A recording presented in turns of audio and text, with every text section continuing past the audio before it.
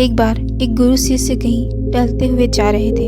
रास्ते में उन्हें सड़क किनारे एक जोड़ी पुराने जूते मिले। उन्होंने इधर उधर देखा तो थोड़ी दूर पर एक किसान खेतों में काम कर रहा था। वे जूते उसी के थे। यह देखकर शिष्य को शरारत सूझी।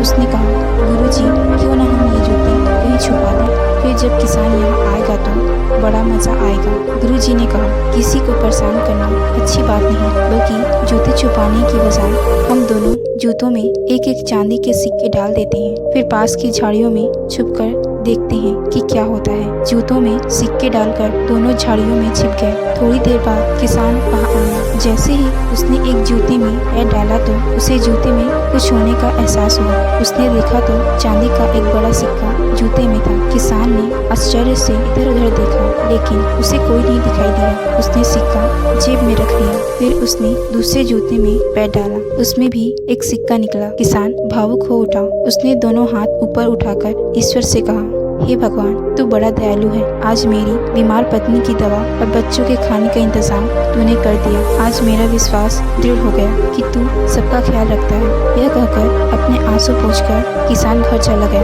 यह नजारा देखकर गुरु ने अपने शिष्य से पूछा, अब बताओ, इसमें ज्यादा आनंद आया या तुम्हारे जूते छिपाने में ज्यादा मजा आता? शिष्य ने जवाब दिया, आज आपने मुझे जीवन की सच्चाई दिखा दी। जो आनंद देने में है वह किसी और चीज में नहीं। इससे सीख मिलती है कि किसी जरूरतमंद को कुछ दे देना या उसकी मदद करने से बढ़कर कोई और पुण्य कार्य नहीं है। इसलिए हमें जरूरतमंद लोगों की हमेशा मदद करनी चाहिए।